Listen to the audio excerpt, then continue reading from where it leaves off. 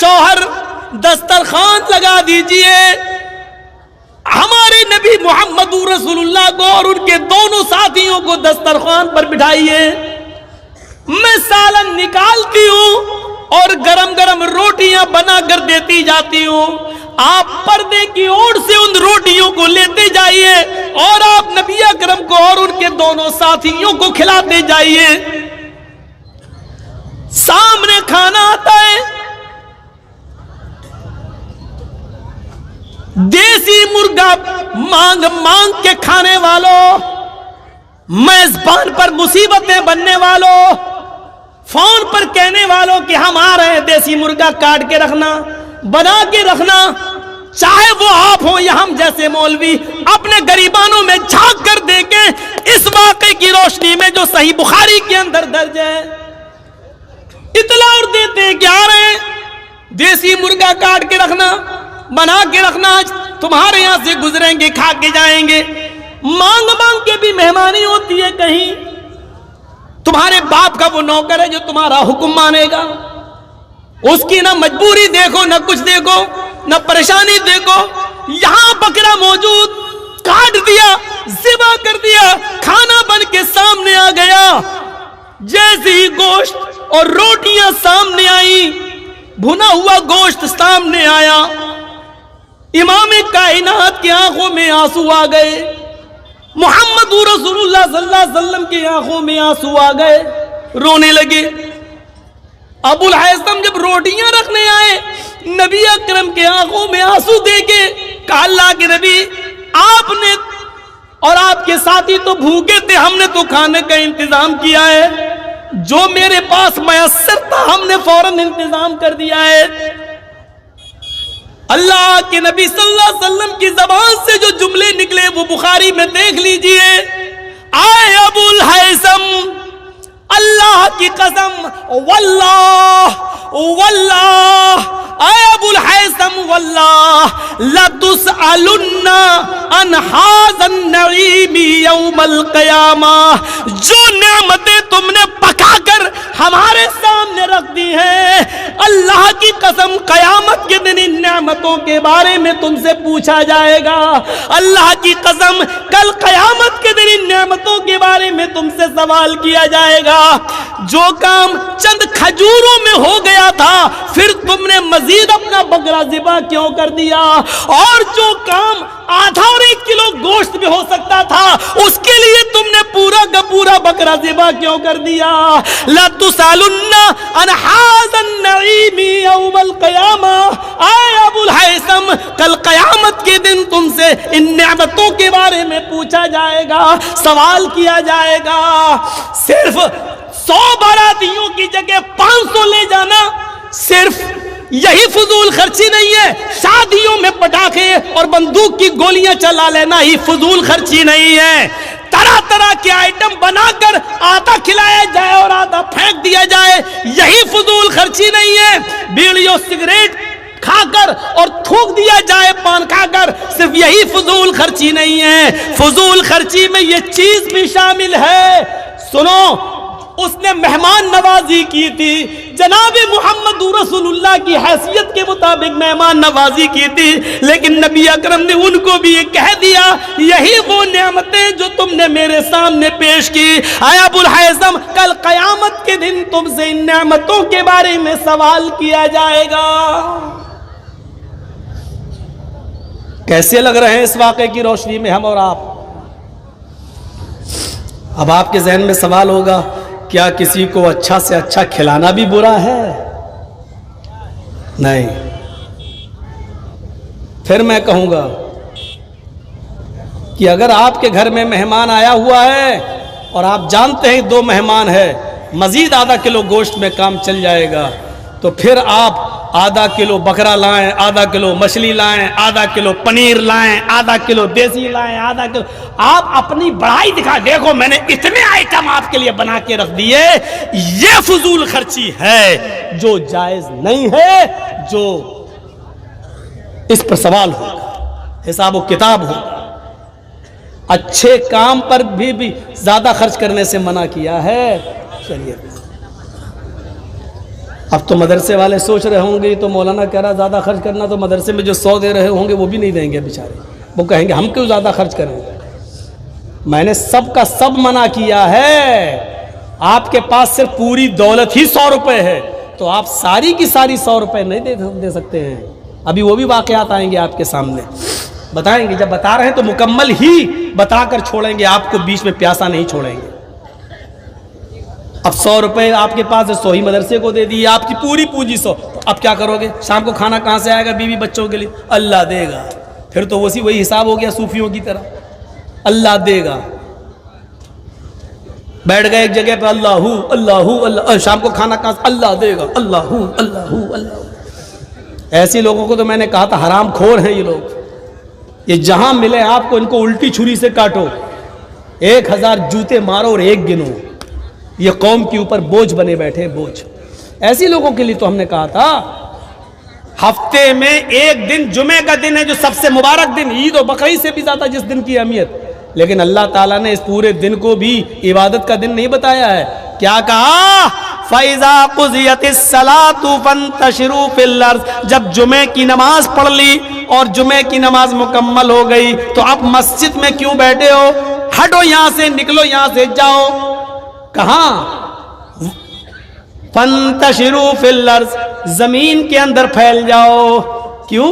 وَابْتَغُوا مِن فَضْلِ اللَّهِ، اللہ نے جو رزق اتارا ہے، جو روزی اتاری ہے، اس کو تلاش کرو، اپنے بیوی بچوں کے لیے محنت کرو، مزدوری کرو اور ان کو کھلاؤ پلاؤ۔ یعنی لوگوں کے حرام ٹکڑوں پہ مت پلو، ان کے اوپر بوجھ مت بنو، بلکہ اپنی بیوی اور بچوں کے لیے کماؤ۔ اللہ کا حق ادا ہو گیا، اب مسجد میں مت بیٹھو، اب بندوں کا حق ادا کرنے کے لیے باہر نکلو اور محنت کرو، مزدوری کرو۔ اب یہ بیٹھا ہوا ہے، اللہ سجدے پہ سجدے ٹھونکتا جا رہا ہے، اللہ اللہ سبحان اللہ سبحان اللہ، تسبیح رٹ رہا ہے، مالائیں جپ رہا ہے۔ ادھر دوسرے لوگ پیدا ہو گئے، رام رام رام رام رام رام رام رام، ادھر ہرے رام کر رہے ہیں، ادھر اللہ اللہ اللہ اللہ کر رہے ہیں۔ بہت سے ملیں گے آپ کو، ٹرینوں میں بھی مل جائیں گے، ہرے رنگ کی چادر لے کر بھیک مانگتے ہوئے صوفی لوگ، اور کہیں گے کیا فلاں کے نام پہ دے دو، فلاں پہ چادر چڑھا، یہ کرے وہ، ان کو دے دو۔ اور شکلیں قسم خدا کی ایسی ہوتی ہے، ان کی شکلیں ان بھیک مانگنے والوں کی، صوفی، اگر ان کا چہرہ اگر دیکھ لو تو قسم خدا کی کھانا کھانے کو دل نہیں کرے گا آپ کا۔ منہ میں تمباکو بھری مجموعے والے بابا، ایسے ان کے منہ سے جملے تک نہیں نکل پاتے صحیح سے، چہرے پہ ایسی آپ دیکھ کے دنگ رہ جائیں گے ان کے چہرے دیکھ کر۔ ابو الہیثم انصاری کے اس واقعے کو سامنے رکھیے۔ اس کے بعد اللہ کے نبی صلی اللہ علیہ وسلم نے ایک روٹی اٹھائی اور اس روٹی کے اوپر 2 بوٹیاں رکھی۔ ایک روٹی اٹھائی، اب سنو، دیسی مرغا یا مٹن سامنے آ جائے تو بھوک دگنی، اپنے گھر پہ جتنا کھاتے ہو اس سے ڈبل کھانے والوں سنو۔ اس پوزیشن میں اللہ کے نبی نے صرف ایک روٹی اٹھائی، روٹی کا سائز اللہ کی قسم ہمیں نہیں معلوم کتنا ہے۔ بخاری کی حدیث میں صرف خبز کا لفظ آیا ہے، خبز النکرہ، ایک روٹی اٹھائی۔ روٹیاں چھوٹی بھی بنتی ہیں اور بڑی بھی بنتی ہیں۔ آپ لوگوں کے علاقے میں چھوٹی روٹی بنتی ہے، ہمارے ویسٹ یو پی کی طرف آ جاؤ، مغربی یو پی میں تو بڑے سائز کی روٹیاں بنائی جاتی ہیں۔ ہمیں سائز نہیں معلوم کہ وہ کتنی بڑی روٹی تھی، ہمیں نہیں معلوم، نہ حدیث کی کتابوں میں اس روٹی کا سائز ہے۔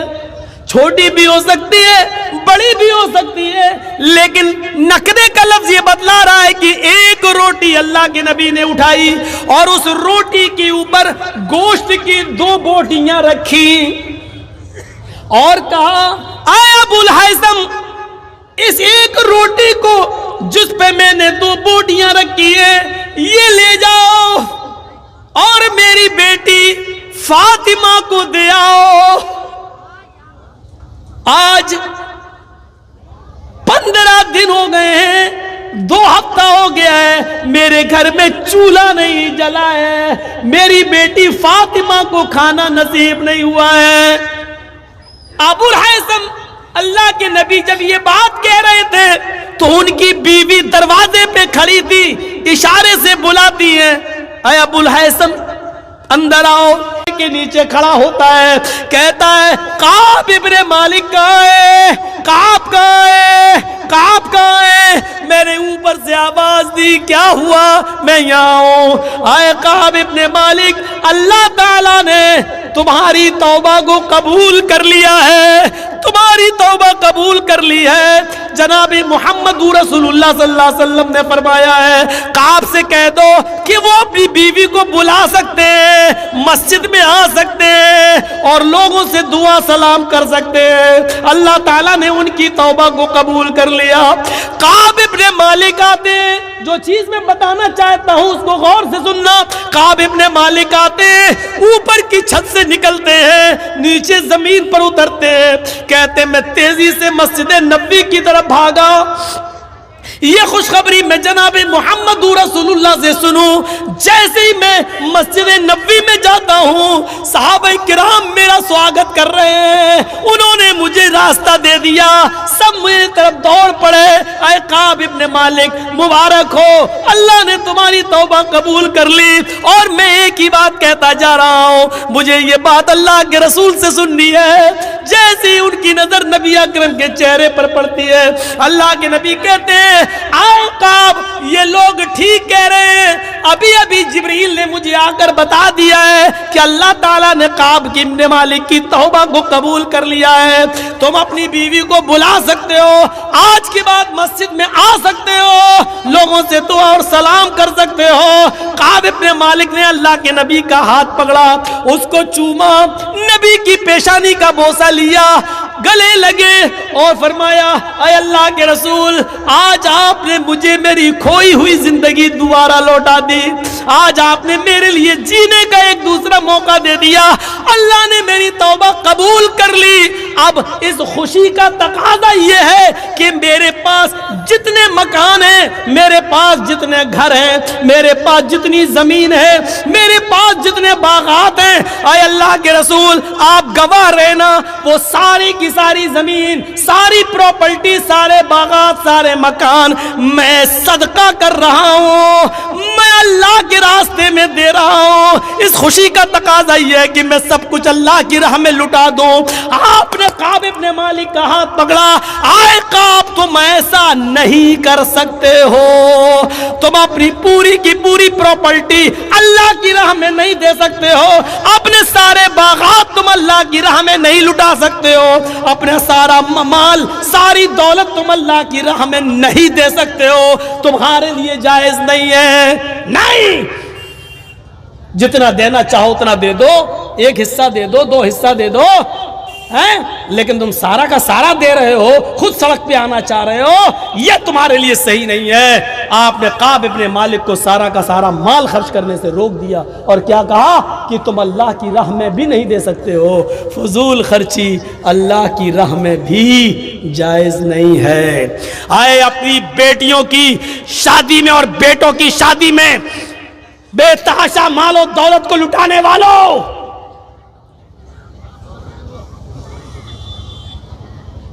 بے ہزاروں سینکڑوں ٹن کھانا بنا کر برباد کرنے والوں, 10 اور 15 لوگوں کے بیچ میں نکاح ہو سکتا ہے, 500 آدمیوں کی بارات لے جا کر لڑکی والوں کے گھر میں چوروں ڈاکوؤں کی طرح بنا کر لے کر کھلانے والوں, سنو, جب اللہ کی راہ میں سارا مال نہیں دیا جا سکتا ہے تو تمہاری سیاری و مکاری میں فضول خرچی جائز کیسے ہو سکتی ہے, یہاں کیسے جائز ہو سکتی ہے؟ کبھی ہم نے غور کیا ہے, سوچا ہے ہم نے؟ اس بات کا احساس نہیں ہوتا ہے. اتنی سی بات اگر ہم سوچ لیں کہ جب اللہ, کعب ابن مالک کتنا اچھا کام کر رہے تھے, اللہ کے رسول آج تو مجھے ایک نئی زندگی مل گئی, اتنا اچھا موقع ہے ہمارے لیے, جب اللہ نے میری توبہ قبول کر لی تو میری خوشی میں چاہتا ہوں کہ سب کچھ دے دوں, لیکن اللہ کے رسول نے کہا نہیں. دیکھیے وہ کہہ رہے میں سب کچھ اللہ کی راہ میں دے دوں, اور اللہ کے نبی کیا کہہ رہے ہیں, نہیں نہیں, تم ایسا نہیں کر سکتے.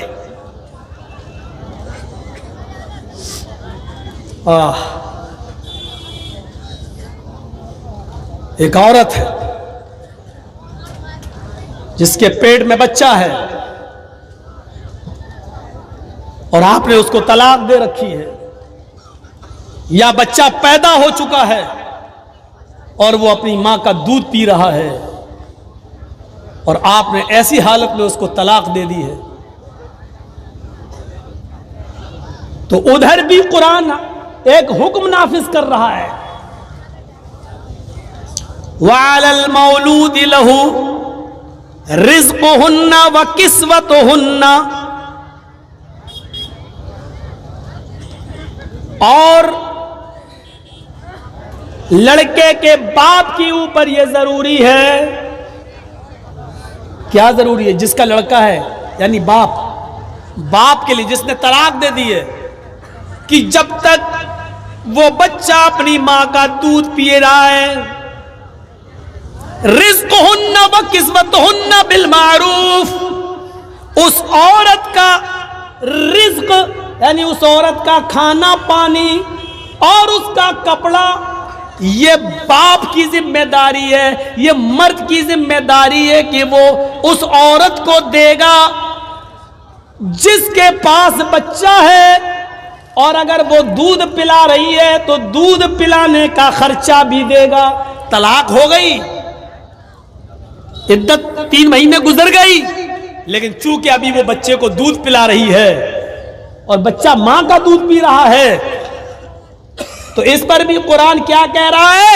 رزقہن و کسوتہن بالمعروف، اس بچے کے باپ کے اوپر یہ ذمہ داری عائد ہوتی ہے کہ جب تک وہ عورت جس کو طلاق دے دی ہے 3 مہینے گزر جانے کے بعد بھی وہ تمہارے بچے کو جب دودھ پلا رہی ہے، تو جب تک وہ تمہارے بچے کو دودھ پلا رہی ہے، اس کی روزی روٹی، اس کے کھانے پینے کا خرچ اور اس کا کپڑا لتے کی ذمہ داری لڑکے کے باپ کے اوپر عائد ہے۔ لیکن اس میں بھی ایک شرط لگا دی، بالمعروف، معروف طریقے سے۔ سماج میں کھانے پینے کا جو چلن چل رہا ہے اور پہننے کا لباس کا جو چلن چل رہا ہے، اس طور طریقے پر اگر عورت یہ چاہے کہ ہم بریانی کا خرچہ مانگیں اور سماج کے اندر دال چاول کھانے کا رواج ہے، تو آپ کو دال چاول کا خرچہ دینا ہے، سماج کے حساب سے چلنا ہے۔ اس عورت کے لیے آپ بریانی کا انتظام نہیں کریں گے، اس کو چکن اور مٹن نہیں، بالمعروف کہہ کر یہ بتا دیا کہ اس اچھے کام کے اندر بھی تمہیں فضول خرچی نہیں کرنا ہے۔ تمہارے سماج میں اگر 150 اور 200 روپے کی ساڑی عام طور پہ عورتیں پہنتی ہے تو تم 1000 کا سوٹ نہیں دو گے، وہی 150 اور 200 کی ساڑی اس عورت کو پہناؤ گے۔ اس میں فضول خرچی نہیں کر سکتے ہو۔ او لوگوں، لڑکا میرا ہے، وہ میرے بچے کی ماں ہے، آج ہم نے طلاق دے دی ہے، وہ بچہ میرے پاس آنا ہے، اس کی ماں الگ ہوگی، وہ بچہ تو میرا مانا جائے گا، لیکن ہم چاہیں کہ اس بچے کی پرورش میں زیادہ سے زیادہ خرچ کر دیں اور اس کی ماں کو بجائے دال چاول کے بریانی کھلائیں، مرغ و مسلم کھلائیں۔ قرآن کہتا ہے یہ فضول خرچی ہے، تمہیں اپنے سماج کے طور طریقے پر چلنا ہوگا، تمہیں اپنے معاشرے کے اور سماج کے راستے پہ چلنا ہوگا، دستور کے مطابق وہاں جو کھانے پینے کا چلن ہے وہی کھلانا اور وہی پہنانا ہوگا۔ تم حد سے آگے اس معاملے میں نہیں بڑھ سکتے ہو۔ یہاں پر بھی دیکھ لیجیے، اللہ رب العالمین نے ایک قانون، ایک نیم بنا دیا کہ ادھر بھی فضول خرچی تم نہیں کر سکتے ہو۔ میں وید اور رامائن اور منتروں کی طرف اس لیے نہیں جا رہا ہوں کہ وہ سب آپ سن چکے ہیں۔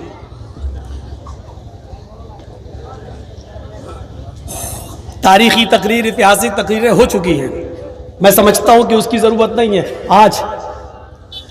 آج کی طرح قرآن کی آیتیں تو شاید میں کسی جلسے میں پڑھی بھی نہیں ہے، صرف قرآن کی آیتیں بھی لے کے چل رہا ہوں۔ ابھی آپ رکیے، ابھی دیکھتے جائیے۔ کعب ابن مالک نے سب خرچ کرنا چاہا، وہاں روک دیا۔ یہاں اللہ تعالیٰ نے دستور کے مطابق عورت کو کپڑا اور کھانا دینے کا حکم دیا، ادھر بھی فضول خرچی سے روکا۔ آئیے ایک واقعہ اور اس کے بعد ہم دوسری طرف آتے ہیں۔ ایک واقعہ اور، حضرت سعد ابن ابی وقاص بیمار ہو گئے۔ بخاری اٹھائیے، حضرت سعد ابن ابی وقاص بیمار ہوئے، اللہ کے رسول کو پتا چلا کہ حضرت سعد کی طبیعت خراب ہو گئی، اللہ کے رسول ان کی عیادت کے لیے ان کے گھر گئے۔ اس واقعے سے تو واقعے کو سننے کے بعد آپ دنگ رہ جائیں گے کہ مولانا کیا نتیجہ نکال رہے ہیں. یہ واقعہ ہم مولویوں پر بھی فٹ بیٹھتا ہے، یعنی ہم لوگ بھی مجرم ہیں اس واقعے کی روشنی میں. بخاری شریف کا واقعہ، نبی اکرم صلی اللہ علیہ وسلم رات کے اندر اٹھتے ہیں، کروٹیں بدل رہے ہیں، بستر پر آپ کو رات کی تاریکی میں نیند نہیں آ رہی ہے.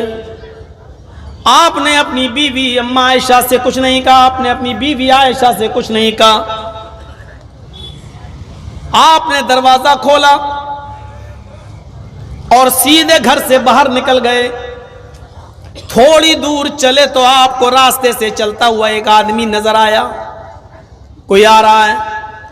آپ اس کے قریب پہنچے، یہ سوچ کر اس کی طرف آگے بڑھ گئے اگر جان پہچان والا ہوا تو اس سے کچھ مانگ لیں گے، کیونکہ بھوک کی وجہ سے نیند نہیں آئی، کروٹیں بدلتا رہا اور گھر میں کھانے کو آج میرے کچھ نہیں رہا. چلو یہ آدمی آ رہا ہے، اس سے کچھ کہتے ہیں. رات کے اندھیرے میں اس آدمی کو پہچان نہیں پائے. جب اللہ کے نبی اس کے قریب پہنچتے ہیں تو کیا دیکھتے ہیں کہ یہ آدمی کوئی اور نہیں ہے، یہ حضرت ابو بکر صدیق رضی اللہ تعالیٰ عنہ ہیں جو رات کی تاریکی میں باہر نکلے ہیں. حضرت ابو بکر صدیق نے نبی کو دیکھا اور اللہ کے نبی نے ابو بکر صدیق کو دیکھا. علیک سلیک ہوا، دعا سلام ہوا. اللہ کے نبی صلی اللہ علیہ وسلم نے پوچھا، اے ابو بکر اتنی رات میں تم کیسے نکلے؟ تو حضرت ابو بکر صدیق کہتے ہیں کہ اللہ کے نبی، بخاری شریف کا یہ واقعہ، اے اللہ کے نبی، اے اللہ کے رسول، آپ سے کیا چھپاؤں؟ آج اگر جھوٹ بولیں گے تو کل اللہ تعالیٰ وحی نازل کر کے آپ کو بتا دے گا سچائی کیا ہے. حقیقت یہ ہے کہ گھر میں مجھے نیند نہیں آ رہی تھی اور بھوک کی وجہ سے میں گھر سے باہر نکل گیا کہ راستے میں کوئی مل جائے گا تو میں اس سے یا میرا چہرہ دیکھ کر وہ میری بھوک کا اندازہ لگا لے گا. اللہ کے نبی سے کہہ رہے ہیں، کون؟ ابو بکر صدیق، اے اللہ کے رسول بھوک کی وجہ سے میں گھر سے باہر نکلا. اللہ کے نبی صلی اللہ علیہ وسلم نے کہا، ہے ابو بکر اگر مجھ سے یہ امید رکھتے ہو کہ میں تمہارا چہرہ دیکھ کر اپنے گھر لے جاؤں گا اور تمہیں کھانا کھلا دوں گا تو یہ امید بالکل مت رکھنا، اس لیے کہ تمہارے نبی کو، تمہارے ساتھی کو، تمہارے اس خلیل کو، اس دوست کو، محمد رسول اللہ صلی اللہ علیہ وسلم کو بھی بھوک نے ہی گھر سے باہر نکالا ہے. جو حالت تمہاری ہے وہی حالت میری بھی ہے. جس بھوک کی وجہ سے تم گھر سے باہر نکلے ہو اسی بھوک کی وجہ سے میں بھی گھر سے باہر نکلا ہوں. اچھا، ابو بکر صدیق کی امیدوں پہ پانی پھر گیا. سب سے زیادہ سخی اور کھلانے پلانے والے تو اللہ کے نبی تھے. چلیے کوئی بات نہیں، چلیے تھوڑا آگے بڑھتے ہیں. ایک اور آدمی آتا ہوا نظر آیا، دونوں کی نظریں اس آدمی پر جم گئی، دونوں اشاروں میں باتیں کرنے لگے. اگر جان پہچان کا ہوا تو اسی سے کہیں گے کہ اپنے گھر لے چل. جب وہ آدمی قریب آتا ہے تو وہ کوئی اور نہیں تھا، وہ حضرت عمر فاروق رضی اللہ تعالیٰ عنہ تھے. علیک سلیک ہوا اور ان دونوں نے پوچھا، ہے عمر اتنی رات میں اندھیرے میں اکیلے چلے آ رہے ہو، کیسے نکلنا ہوا، کہاں جانا؟ حضرت عمر فاروق بھی کہنے لگے، اللہ کے رسول جھوٹ بولنے سے کوئی فائدہ نہیں، سچائی ہی ہے کہ آج گھر میں کھانے کو کچھ نہیں مل سکا ہے، بھوک کی وجہ سے ہم گھر سے باہر نکلے ہیں. سوچا تھا کہ راستے میں کوئی مل جائے گا تو شاید ہماری حالت دیکھ کر وہ اپنے گھر لے جائے گا. اللہ کے نبی نے کہا، اے عمر تمہارے ساتھی ابو بکر کو بھی اسی بھوک نے گھر سے باہر نکالا اور تمہارے ساتھی محمد رسول اللہ کو بھی اسی بھوک نے گھر سے باہر نکالا اور تمہیں بھی بھوک نے گھر سے باہر نکالا. ہمارے پاس کچھ بھی نہیں ہے، اگر کسی ایک کے پاس ہوتا تو ضرور کھلاتے. چلو ایسا کرتے ہیں، اس رات میں مجھے ایک گھر معلوم ہے، آئیے اس گھر کی طرف چلتے ہیں. وہ گھر حضرت ابو الحیثم کا ہے. ابو الحیثم انصاری کا گھر ہے، چلیے ذرا ابو الحیثم کے گھر چلتے ہیں اور ان کے دروازے کو دستک دیتے ہیں. ان کے گھر میں اگر کھانے پینے کو کچھ ہوگا تو وہ ضرور کھلا دیں گے. یہ تینوں لوگ حضرت محمد رسول اللہ اور ابو بکر اور حضرت عمر، یہ تینوں لوگ ایک صحابی کے گھر جاتے ہیں. ان صحابی کا نام میں بتا چکا ہوں، ابو الحیثم انصاری. دروازے کو دستک دیتے ہیں، ان کے گھر کی کنڈی کھٹکھٹاتے ہیں، ان کے گھر کو دستک دیتے ہیں. ابو الحیثم دروازے پر آتے ہیں. اتنی رات میں کون آ سکتا ہے میرے گھر میں؟ آج تک تو رات کے اس اندھیرے میں تو کوئی آیا نہیں. ضرور کوئی ضرورت مندی ہوگا، کوئی پریشان حال ہوگا. چلیں چل کے دیکھتے ہیں. جیسے دروازہ کھولا تو کیا دیکھتے ہیں کہ دروازے پر اس کائنات کی سب سے بڑی ہستی کھڑی ہے، جناب محمد رسول اللہ صلی اللہ علیہ وسلم کھڑے ہیں. ابو بکر ہیں، حضرت عمر ہیں. مرحبا مرحبا، موسٹ ویلکم، آپ کا آنا مبارک ہو. اتنی رات میں اتنے اچھے مہمان، اور وہ بھی ہمارے گھر میں. آئیے تشریف لائیے. اے اللہ کے نبی صلی اللہ علیہ وسلم، باہر مت کھڑے رہیے، آپ اندر آئیے اور اپنے دونوں ساتھیوں کو لے کر اندر آ جاؤ. اتنی رات میں ایمانداری کے ساتھ بتائیے، ہمارے اور آپ کے گھر میں کوئی آ جائے تو کیسا لگے گا؟ ویسے آج کل تو کوئی آ ہی نہیں سکتا ہے. آئے گا تو فون آن کر کے آئے گا، موبائل آپ کو اطلاع کر کے ہی آئے گا، اچانک نہیں. وہاں تو موبائل کا زمانہ ہی نہیں ہے، ٹیلی فون کا زمانہ ہی نہیں ہے، اور اچانک پہنچ گئے اور پیشانی پہ شکن نہیں آ رہی میزبان کے. ابو الحیثم اتنے اچھے مہمان، اتنی رات میں، وہ بھی ہمارے گھر، اندر آئیے. بخاری کے اندر یہ واقعہ، دروازہ کھولا، اندر آئیے. بتائیے، اندر جاتے ہیں، پانی لاتے ہیں، پیجئے. کیا بات ہوئی، کیسے آنا ہوا اللہ کے رسول اتنی رات میں؟ بتائیے. ہم بستر لگاتے ہیں، آپ آرام کریے، سوئیے. کہ نہیں. آیا ابو الحیثم، تکلف کی کوئی ضرورت نہیں ہے، بس اتنا بتا دو، تمہارے گھر میں اگر رات کا بچہ کھچا کچھ ہو تو بتا دو. رات کی اس تاریکی میں مجھے بھی بھوک نے گھر سے باہر نکالا، اور ابو بکر کو بھی، اور ان کے ساتھی حضرت عمر کو بھی. ہم تینوں بھوک سے نڈالے آئے ہیں، اور یہ امید سے آئیں کہ تمہارے گھر میں رات کا کچھ بچا ہوا ہو تو دے دو. ہم اللہ سے خیر و برکت کی دعا کریں گے اور اللہ اسی میں برکت دے گا. ابو الحیثم مسکراتے ہوئے کہتے ہیں، اے اللہ کے نبی، رات کا بچا ہوا تو کچھ نہیں ہے، رات کا بچا ہوا تو کچھ نہیں ہے، لیکن ہم اتنے بزدل بھی نہیں ہیں کہ گھر میں آئے ہوئے مہمانوں کے لیے کچھ انتظام نہ کر سکیں. بیٹھیے آپ، ابھی آپ کے لیے انتظام ہوتا ہے. اللہ کے نبی کو پتہ بھی نہیں. ابو الحیثم اندر جاتے ہیں. کچھ کچی اور پکی اور بیچ کی ہر قسم کی کھجوریں رکھی ہوئی تھی. مٹی کے ایک پیالے میں وہ اٹھا کے لے آئے اور کہنے لگے، اے اللہ کے نبی، تب تک آپ یہ کھجور کھائیے، آپ کے دونوں ساتھی ہیں، آپ لوگ کھجوریں کھائیے، میں ابھی آپ کے لیے کھانے کا انتظام کر دیتا ہوں. اندر جاتے ہیں اور اپنی ایک بکری کا بچہ، جس کی عمر تقریباً 1 سال کی تھی، یعنی قربانی کے لائق ہو چکا تھا، تقریباً 1 سال کا بکری کا بچہ، بکری بھی تھی، اس کا بچہ 1 سال کا. اس بکری کے بچے کو انہوں نے پکڑا. ایک ہی آدمی عرب کے اندر آج بھی کافی ہوتا ہے پورے بکرے کو ذبح کرنے کے لیے. ابو الحیثم نے پورا کا پورا بکرا گرا لیا اور جلدی سے اس کو ذبح کر دیا. چھری چلا دی، فوراً اس کی کھال ادھیڑ دی اور گوشت اس کی بوٹیاں بنا کر جلدی سے چولہے پر رکھ دی. ابو الحیثم اور ان کی بیوی دونوں ایک کام یہ کر رہے ہیں، دوسری کام ان کی بیوی کر رہی ہے، اور فوراً جلدی سے جتنی جلدی ہو سکا کھانا بنا کر تیار کر دیا.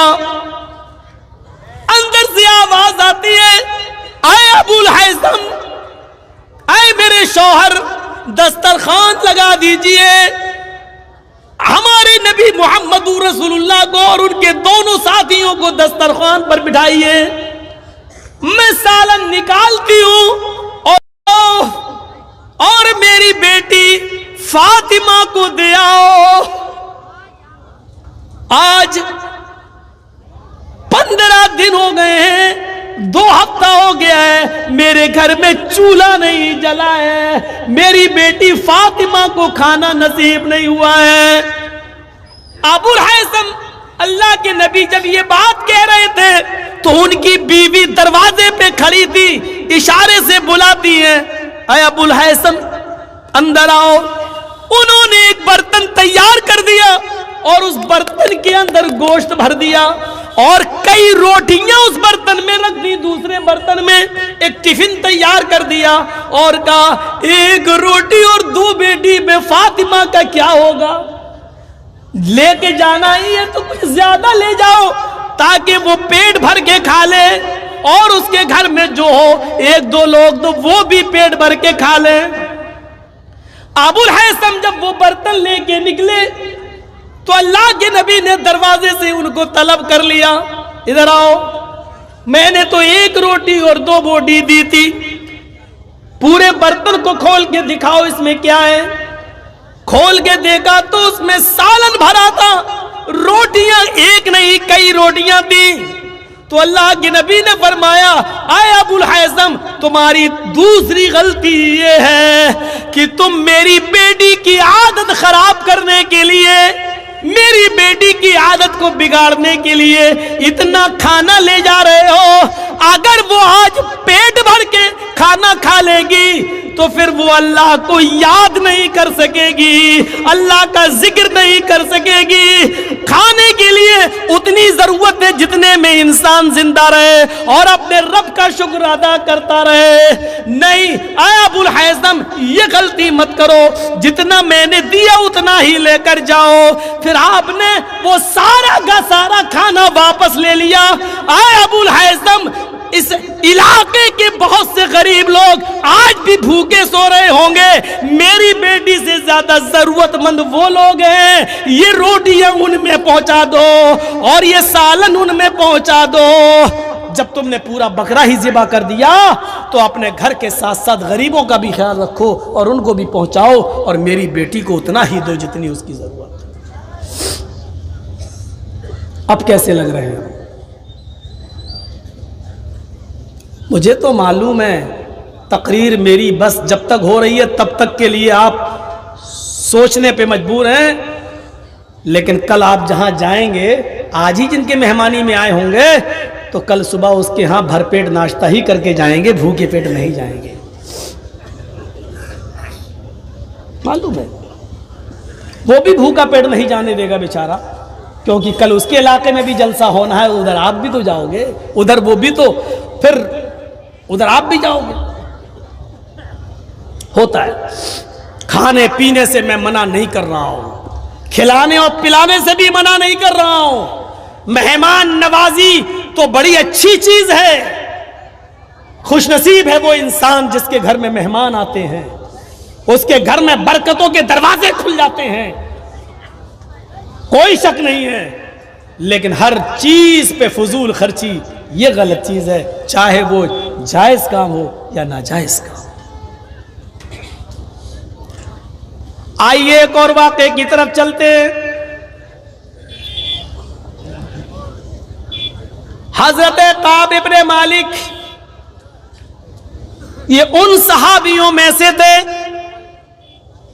جو غزوہ تبوک میں شرکت نہیں کر سکے تھے اور جنہوں نے اللہ کے نبی کو صحیح بات بتا دی تھی کہ ہم سستی کر گئے اور اپنی غلطی کی وجہ سے جنگ میں شرکت نہیں کر سکے, جس کے بعد اللہ کے نبی نے ان کا بائیکاٹ کر دیا تھا, لوگوں کو منع کر دیا تھا. سنیے جو بات ہم بتانے جا رہے ہیں وہ اب سنیے. اللہ کے نبی نے لوگوں کو کہہ دیا تھا کہ کوئی بھی آدمی کعب ابن مالک سے سلام نہ کرے. کعب ابن مالک کا فیصلہ اللہ رب العالمین کرے گا. اللہ کی طرف سے جب ان کی توبہ قبول ہو جائے گی اور اللہ تعالیٰ جب بتا دے گا کہ ان کی توبہ قبول کر لی گئی ہے, تب ان سے کے لیے راستہ کھولا جائے گا. ابھی کوئی ان سے سلام کلام نہیں کرے گا. اب لوگ ان سے سلام نہیں کرتے تھے. یہی جب مسجد میں نماز پڑھنے آتے تو سلام کرتے. صحابہ کرام نے اللہ کے نبی سے پوچھا, اے اللہ کے نبی, ہم تو سلام نہیں کرتے کعب ابن مالک سے, لیکن کعب ابن مالک جب ہمیں ملتے تو وہ سلام کر لیتے, تو کیا میں ان کے سلام کا جواب بھی نہ دوں؟ تو اللہ کے نبی نے فرمایا, تم ان سے سلام نہ کرو, لیکن اگر وہ سلام کر لیں تو اس کا جواب دے دو. 8-10 دن گزر گئے.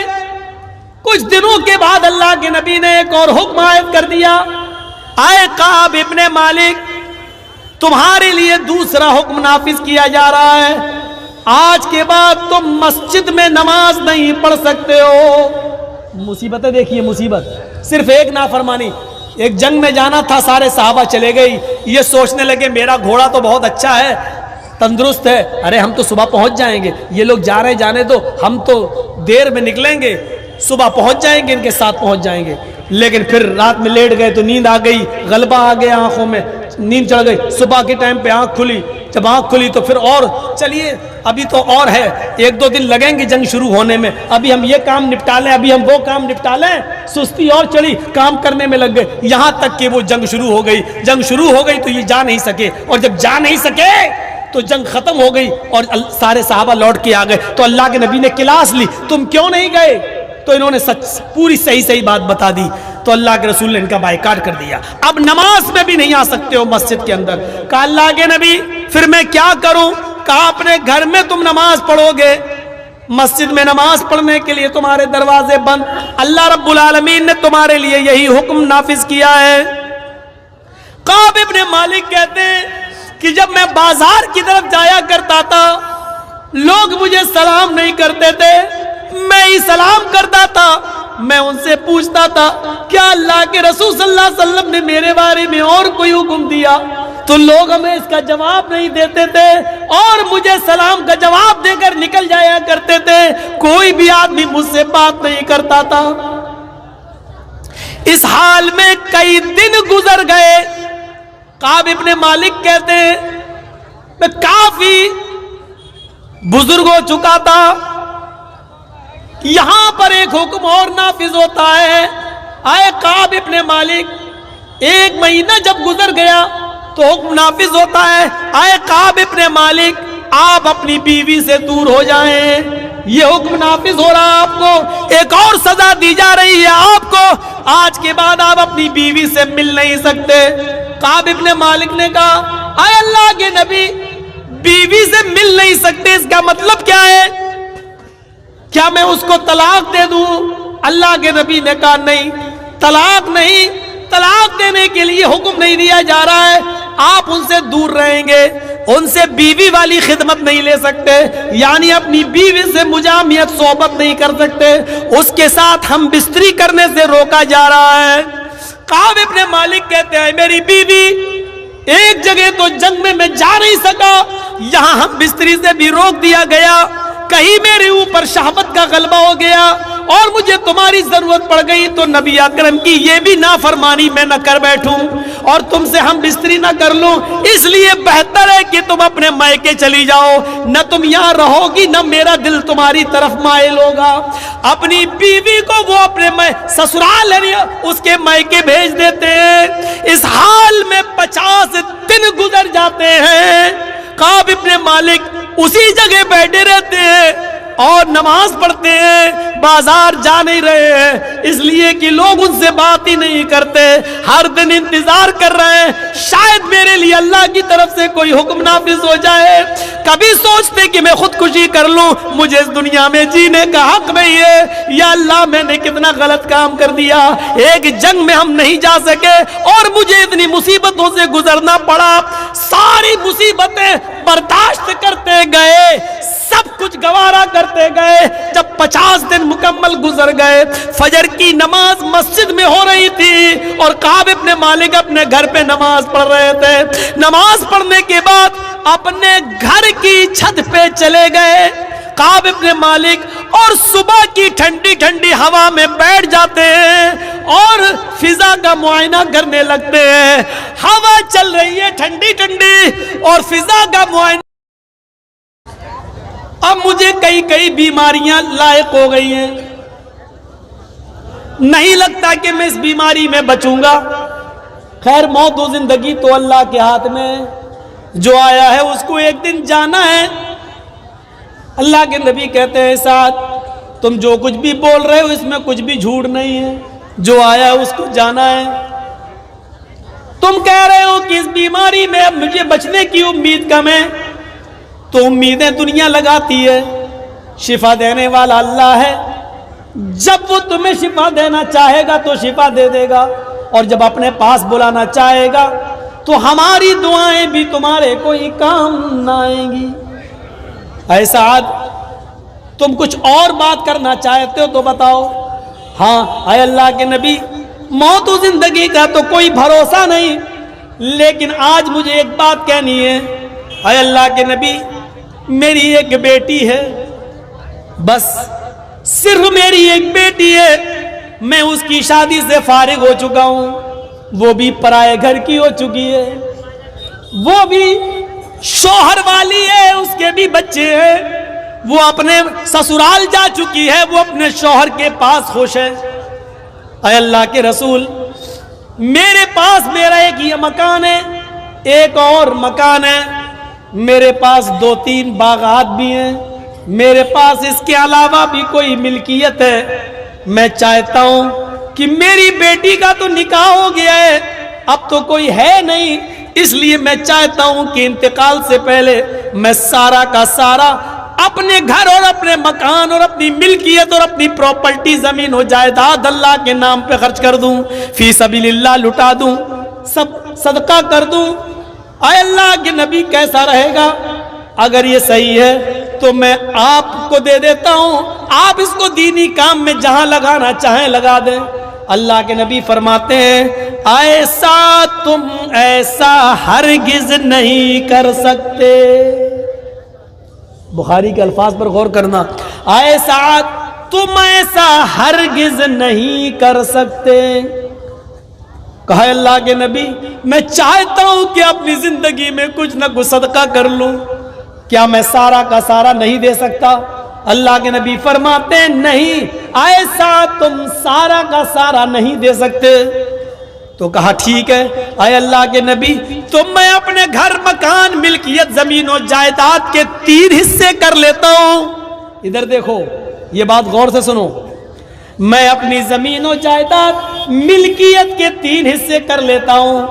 3 حصے, 2 حصے میں خرچ کر دیتا ہوں, 2 حصے کا میں صدقہ اور خیرات کر دیتا ہوں, اور 1 حصہ اپنے پاس رکھ لیتا ہوں جو میرے مرنے کے بعد ترکہ ہو جائے گا, میری بیٹی میں اور میرے رشتہ داروں میں بٹ جائے گا.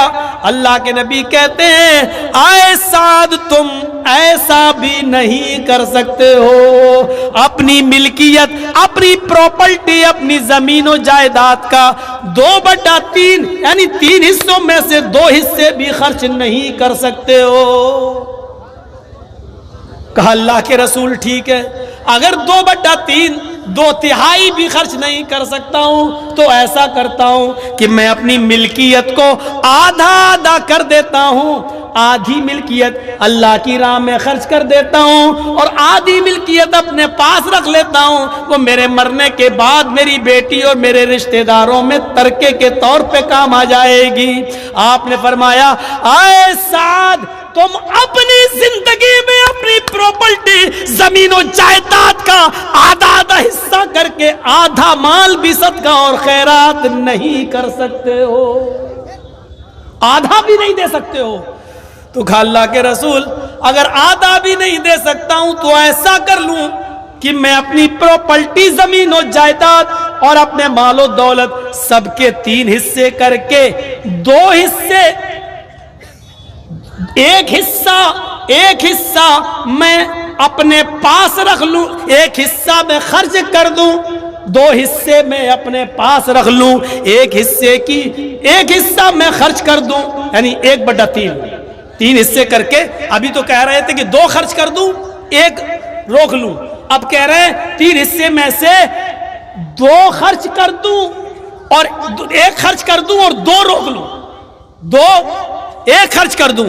تو اللہ کے نبی کیا کہتے ہیں، اے سعد ابن ابی وقاص، ہاں اپنی پراپرٹی زمین و جائیداد کا 1/3 جس کا تم حق رکھتے ہو، 1/3 1/3 جس کا تم حق رکھتے ہو، اس کی وصیت جس کو چاہو کر سکتے ہو، جس کو دینا چاہو دے سکتے ہو، لیکن 2 حصے تمہارے انتقال کے بعد تمہارے رشتہ داروں میں ترکے کے طور پہ تقسیم ہوں گے۔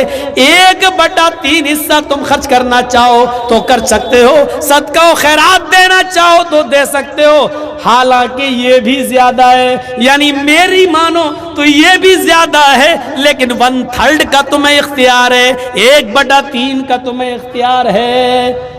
یہ حدیث ہمیں کیا بتلا رہی ہے؟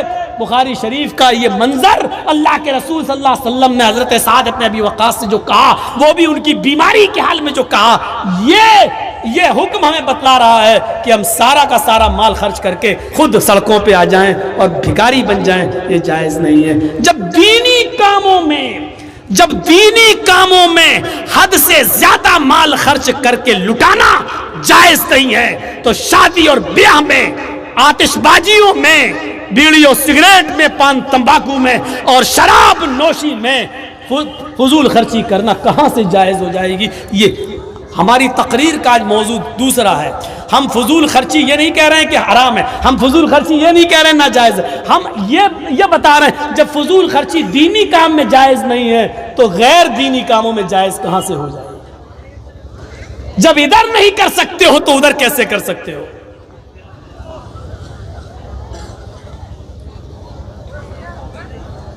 یہ ذہن اپنا بنائیے، کھانے میں، پینے میں، چلنے میں، پھرنے میں، بولنے میں اعتدال، بیچ کا راستہ اختیار ہونا چاہیے، بیچ کا راستہ۔ ارے عبادت میں فضول خرچی جائز نہیں ہے، عبادت میں اللہ کے نبی صلی اللہ علیہ وسلم نے بتا دیا، حدیثوں کی کتابیں پڑھ جائیے، جب وضو بنانے بیٹھو تو کتنے پانی سے وضو بنا سکتے ہو، غسل کرنے بیٹھو تو کتنے پانی سے غسل کر سکتے ہو، اللہ کے رسول غسل میں کتنا پانی استعمال کرتے تھے، سب یہ چھوٹی چھوٹی حدیث کی کتاب بلوغ المرام میں آپ کو مل جائے گا پورا کا پورا طریقہ۔ آپ کتنے پانی سے وضو بنا لیتے تھے، آپ کو پورا کا پورا طریقہ مل جائے گا۔ لیجئے 2 مد پانی سے آپ وضو بنا لیتے تھے، 2 مد کتنا ہوتا معلوم ہے آپ کو؟ 4 مد کا 1 سا، 4 مد کا 1 سا، 1 سا کتنا ہوتا ہے؟ پونے 3 سیر، یعنی 2.5 کلو، 2.5 کلو، 4 مد کا 1 سا یعنی 2.5 کلو کا 1 سا، اور اللہ کے رسول 4 مد نہیں 2 مد یعنی 2.5 کلو سے آدھا کر دو کتنا ہوا؟ 1.25 لیٹر پانی سے وضو بنا لیتے تھے، اور پھر آپ کہتے تھے پانی بچاؤ، پانی میں فضول خرچی مت کرو۔ اب آپ اندازہ لگائیے، جب نماز کے لیے وضو شرط ہے اور وضو میں بھی 1.25 کلو پانی سے زیادہ اللہ کے رسول خرچ نہیں کر رہے ہیں، جب 1.25 کلو پانی سے زیادہ خرچ کرنے کو فضول خرچی میں شمار کیا جا رہا ہے، وہ بھی نماز کے لیے، تو ہمیں بیڑی، سگریٹ، شراب اور پان تمباکو میں پیسہ خرچ کرنے کی اجازت کون سی شریعت دیتی ہے؟ کون سا سماج دیتا ہے؟ کون سی سوسائٹی دیتی ہے؟ شادی میں 15، 20 اور 50 آدمی سے زیادہ 200 آدمیوں کی بارات کون سی شریعت ہمیں اجازت دیتی ہے؟ مہمانوں کے لیے بکرے، قورمے، مچھلی، فرائی اور شاہی پنیر اور سبزی کے آئٹم الگ 20 قسم کے آئٹم بنانے کی کون سی شریعت اجازت دیتی ہے؟ کہاں سے ہم نے لیا ہے یہ سب؟ جب وضو کے اندر پانی کو زیادہ خرچ نہیں کیا جا سکتا، ایک شادی، اوفو کتنی بار سنا ہوگا یہ واقعہ۔ اللہ کے رسول صلی اللہ علیہ وسلم کے پاس، نبی اکرم کے پاس ایک عورت آتی ہے، ایک عورت، کتنی بار یہ واقعہ سنا ہوگا، اور آ کر کہتی ہے اللہ کے رسول میں اپنے آپ کو ہبا کر رہی ہوں، میں اپنے نفس کی مالک آپ کو بنا رہی ہوں، میں آپ سے نکاح کرنا چاہتی ہوں۔ اللہ کے رسول نے اس کو ایک نظر دیکھا اور نظر دیکھنے کے بعد آپ نے نظر نیچی کر لی اور فرمایا اے عورت اب مجھے عورتوں میں کوئی رغبت نہ رہی، اب مجھے کسی عورت کی ضرورت نہیں، یعنی اب مجھے شادی کی کوئی ضرورت اور حاجت نہیں ہے۔